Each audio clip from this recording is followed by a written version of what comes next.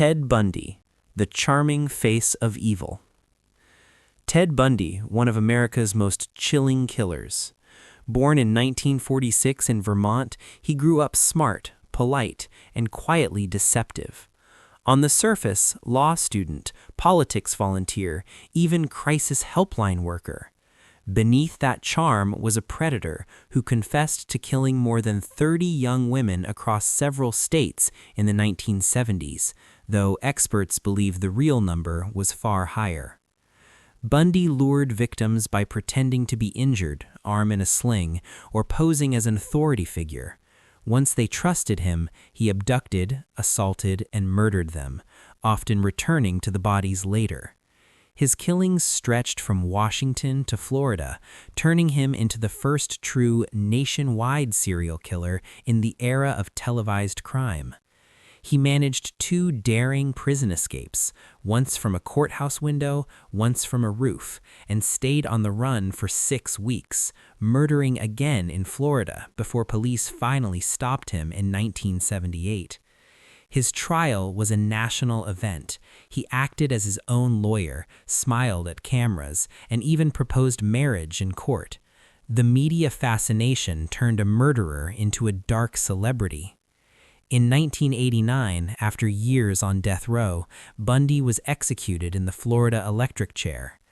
Outside the prison, a crowd of hundreds cheered as the lights flickered at 7:16 a.m., the moment the current hit him.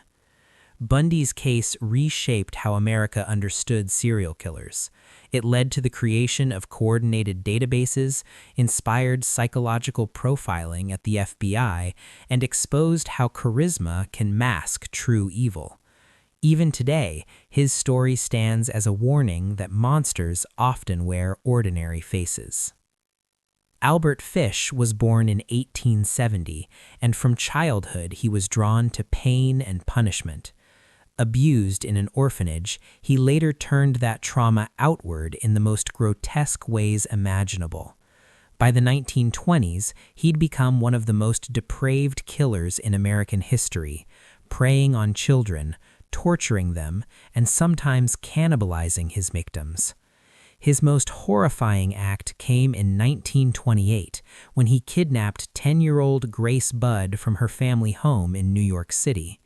Months later, her parents received a letter, in Fish's own words, describing exactly what he had done to their daughter. That letter led police to his arrest. Fish confessed to countless crimes no one could even verify, boasting of a child in every state. In 1935, he was convicted of Grace Budd's murder. Sent to Sing Sing prison, he told reporters he looked forward to death, calling the electric chair the supreme thrill. On January 16, 1936, he was executed. When the current hit, smoke rose from his body. Even veteran detectives called him the most disturbing man they'd ever met.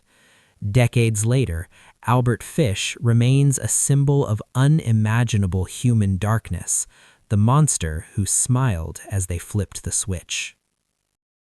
Gary Gilmore, the man who said, "Let's do it."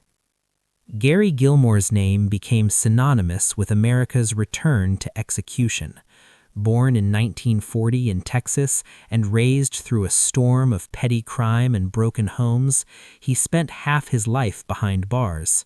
After his release in 1976, he drank, drifted, and within months murdered a motel clerk and a gas station attendant in Utah for no clear reason. Cold, fast, and senseless. Captured after a police chase, Gilmore shocked the country by refusing to appeal his death sentence. When his own mother and lawyers begged him to fight, he said, "I've had enough. It's my time to go." On January 17, 1977, strapped before a firing squad at Utah State Prison, he gave one last smirk and uttered the words that echoed through pop culture. "Let's do it." 5 bullets ended his life. His execution was the first in the U.S. after the Supreme Court reinstated the death penalty, marking a new chapter in American law. The event inspired books, TV movies, and even Nike's Ricky Ray Rector, Execution Without Understanding. Ricky Ray Rector's case pushed America to question what justice really means. Born in 1950 in Arkansas, he killed a man during a bar fight and when police surrounded him, shot Officer Bob Martin before turning the gun on himself. The bullet left him severely brain damaged. After surgery, he was alive but mentally diminished, childlike, confused, no memory of his crime. Years later, Arkansas sought the death penalty. His mental capacity was such that he didn't grasp he was about to die. The night before execution, he saved his slice of pecan pie for later. It became an eerie symbol of incomprehension. On January 24, 1992, he was executed by lethal injection. Witnesses said he seemed dazed to the end. Rector's case became a landmark in the debate over executing the mentally impaired. It asked one painful question the courts couldn't answer. If a man doesn't understand death, can the law claim justice by delivering it? Thomas Grosso, the final complaint. Thomas Grosso was no criminal mastermind, just a drifter from New York who committed 2 murders in the early 90s, one for a $12 Social Security check, another for a television. Yet his final hours turned him into an infamous headline. He was transferred from New York to Oklahoma to face execution, and on March 20th, 1995, he was given his requested last meal, 2 dozen steamed mussels, 2 burgers, a pumpkin pie, and spaghetti. Moments before dying by lethal injection, Grosso's last words were broadcast everywhere. "I did not get my SpaghettiOs. I got spaghetti. I want the press to know this." It was grotesque absurdity, a man facing death, angry about pasta. But beneath the dark humor lay something starker, the banality of capital punishment. It showed the world just how routine death had become when a condemned man's final grievance became a punchline. John Wayne Gacy, the killer clown beneath the house. John Wayne Gacy looked like the perfect neighbor, contractor, community volunteer, and even a clown who performed for kids' parties under the name Pogo. Born in 1942 in Chicago, he hid a dark, predatory double life. Between 1972 and 1978, he lured young boys and men to his home, promising them work or money. There, he drugged, assaulted, and murdered them. Neighbors complained about a foul smell for years, unaware that beneath his suburban house lay a hidden graveyard. When police finally searched the crawl space in 1978, they found the remains of 29 victims. 4 more were found elsewhere, making 33 murders total. Gacy kept working as if nothing happened, an image of chilling composure. His trial drew worldwide attention. He joked about his crimes, blamed others, and even sold clown paintings from prison. In 1994, after 14 years on death row, he was executed by lethal injection in Illinois. His final words, "Kiss my," followed by a smirk. Gacy's case permanently scarred America's sense of safety. He became the textbook example of the hidden sociopath, a man who could smile, entertain children, and bury horror just below his own floorboards. Eileen Wuornos, the woman who became a monster in the mirror. Eileen Wuornos' story is tragedy wrapped in rage. Born in 1956 in Michigan, abandoned by her parents and abused from childhood, she lived her adult life along highways in Florida, surviving through prostitution. Between 1989 and 1990, she shot and killed 7 men. She claimed each one tried to assault her, calling her crimes self-defense. The truth was tangled. Investigators believed robbery mixed with trauma and hatred drove her. When arrested, she showed flashes of despair and fury, swinging from tears to threats in seconds. Her taped police confessions stunned the country, raw, angry, and self-condemning. Her 1992 trial made her the face of the female serial killer mythos. Diagnosed with borderline personality disorder and antisocial traits, Wuornos still said she deserved to die. On October 9, 2002, she was executed by lethal injection at Florida State Prison. Her final words to witnesses, "I'll be back." Gilmore's case reminded the nation that capital punishment was back, and so too was the moral debate that never dies. Julius and Ethel Rosenberg, the shocking spark of the Cold War. In the shadow of early 1950s paranoia, Julius and Ethel Rosenberg became the first American civilians executed for espionage. Married New Yorkers with 2 young sons, they were accused of passing atomic secrets to the Soviet Union at the height of the Cold War. Their 1951 trial was a spectacle. Headlines screamed, "Atomic Spies." The main witness was Ethel's own brother, claiming the couple helped steal designs for the bomb that leveled Hiroshima. Both denied guilt to the end, insisting they were used as symbols of fear. Appeals reached the president and the pope, but nothing stopped the chair.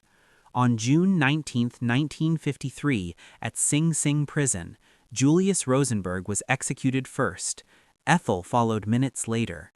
Witnesses said sparks flared from her headpiece before the current stopped.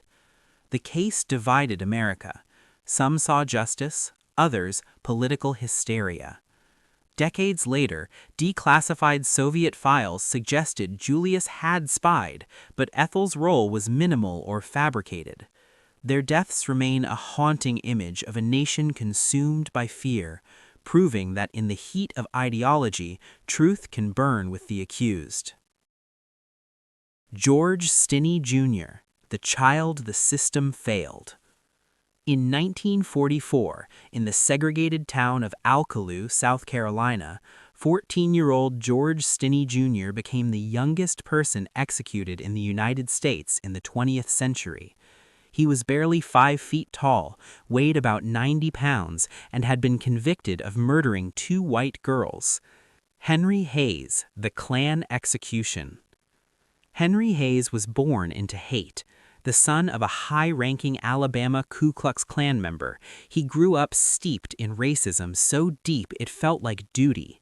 In 1981, at 26, Hayes and another Klansman abducted Michael Donald, a 19-year-old black man, purely to make a statement after a civil rights case angered them. They beat him, slit his throat, and hung his body from a tree in Mobile. For decades, such murderers went unpunished. Not this time. The FBI and civil rights lawyers forced Alabama to act.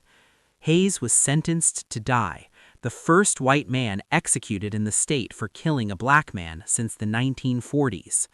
On June 6, 1997, he was executed in the electric chair. His death, though grim, carried a different weight. Justice long delayed, finally delivered. To many, it marked a symbolic end of open Klan terror and a warning that hate, even if born in tradition, would meet its own current. Ruth Snyder, the electrified photograph. Ruth Snyder looked like an ordinary 1920s housewife from Queens, New York, but she was plotting her husband's death. With her lover, Judd Gray, she planned a fake burglary to cash in a big life insurance policy, complete with a forged signature. In 1927, they strangled Albert Snyder with picture wire and staged the crime scene badly, so badly detectives saw through it in hours. Her trial became front-page sensationalism. Newspapers painted her as the Ice Woman. But the moment that froze history came a year later, on January 12, 1928, as electricity surged through her body at Sing Sing prison, a hidden camera inside a reporter's pant leg captured the instant of death. The photo appeared in the next day's headlines, the first time America saw electrocution in real time. That single image turned Snyder into a legend of morbid curiosity. Her story changed journalism, ethics, and the way the public viewed executions, not just as punishment, but as spectacle. Wuornos's case forced America to see how mental illness, abuse, and violence can twist together. She remains both villain and victim, a haunting reminder that horror sometimes begins inside a broken life long before the first trigger is pulled. Timothy McVeigh, the soldier who turned on his own country. Timothy McVeigh grew up in Pendleton, New York in 1968, a quiet, disciplined kid who later served in the Gulf War as a U.S. Army soldier. But after returning home, his patriotism warped into hatred of the federal government.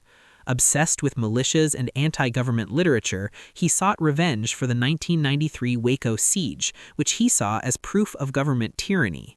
On April 19, 1995, McVeigh parked a rented Ryder truck filled with fertilizer explosives outside the Alfred P. Murrah Federal Building in Oklahoma City.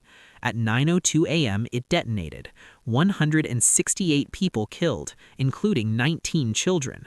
The blast leveled one-third of the building and shattered windows across 16 blocks, the deadliest act of domestic terrorism in U.S. history before 9/11. Arrested within 90 minutes after a traffic stop, McVeigh showed no remorse. In 1997, a federal jury sentenced him to death. 4 years later, on June 11, 2001, he was executed by lethal injection in Indiana, the first federal execution since 1963. 232 witnesses watched on closed-circuit video as he stared ahead silently.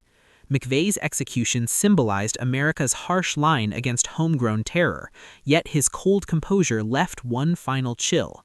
Evil isn't always foreign. It can wear a U.S. Army uniform. Albert Fish, the Gray Man of New York. Ages 11 and 8 after a one-day trial, the entire process from arrest to death sentence lasted just 81 days. No lawyer defended him properly, no witnesses spoke for him, and the all-white jury deliberated for only 10 minutes. George confessed after hours of police interrogation, likely terrified and alone. On June 16, 1944, he was so small they had to seat him on a Bible to fit the electrodes. When the current hit, the oversized mask slipped from his face. 70 years later, his conviction was vacated. A judge ruled he'd never received a fair trial. George's case isn't just history, it's a lasting scar on American justice, proof that fear and prejudice can kill faster than the switch ever could. Cameron Todd Willingham, the man who may have died innocent. Texas, 1991. A house fire kills 3 little girls. Their father, Cameron Todd Willingham, survives, distraught, but investigators claim the blaze was arson. Evidence? Burn patterns on the floor, puddle-shaped marks, and melted glass, all later proven by modern science to be normal fire behavior, not proof of gasoline. Still, prosecutors painted him as a monster who murdered his own children. Neighbors recalled him standing outside, too calm. In 1992, he was sentenced to death. Willingham refused every offer to plead guilty, insisting, "I'm innocent." While on death row, forensic experts began challenging the state's evidence, calling it outdated junk science. Despite those findings, Texas pressed ahead. On February 17, 2004, he was executed by lethal injection. His final words, "The truth will set me free." Years later, fire investigators confirmed the original analysis was deeply flawed. No motive ever held up, leaving one haunting possibility, that the state killed a man for a tragedy, not a crime. Willingham's case has since become the emblem of a terrifying question. What if certainty is wrong and innocence dies by design? Charles Brooks, Jr., the first by needle. On December 7, 1982, inside the Walls Unit in Huntsville, Texas, Charles Brooks, Jr. entered history as the first person in the United States to be executed by lethal injection. Born in 1942, Brooks was a former car salesman convicted of kidnapping and murdering a mechanic named David Gregory. Texas introduced injection as a more humane alternative to the electric chair, quiet, clinical, almost medical. Brooks wasn't given the comfort of choice. Witnesses described a calm, sterile setting, a stretcher, tubes, and a curtain drawn after the drugs flowed. He simply closed his eyes, inhaled once, and never moved again. That day marked the beginning of a new era in American executions, one designed to look painless, efficient, and clean, yet leaving people uneasy because it looked too easy. Brooks's death showed how technology could sanitize killing without softening its meaning. John Allen Muhammad, the D.C. sniper. October 2002, Washington, D.C. lived in panic. In just 3 weeks, 10 people were randomly gunned down by a sniper hiding near gas stations and parking lots. The shooters were John Allen Muhammad, a 41-year-old Gulf War veteran, and Lee Boyd Malvo, his 17-year-old accomplice. Muhammad turned ordinary life into horror. A single shot, ordinary errands suddenly lethal. He modified a Chevy Caprice with a hole in the trunk, firing from inside while Malvo acted as a spotter. The randomness was the terror. Any target, any time. When caught, investigators found he meant to terrorize the nation and finance a larger campaign of extortion. In 2003, he was sentenced to death in Virginia. Malvo, a minor, received life in prison. On November 10, 2009, Muhammad was executed by lethal injection. He showed no emotion, offering no final words. His crimes changed law enforcement coordination nationwide, creating multi-state task forces, new profiling methods, and an acute awareness that terror could hide in an ordinary car on an ordinary street.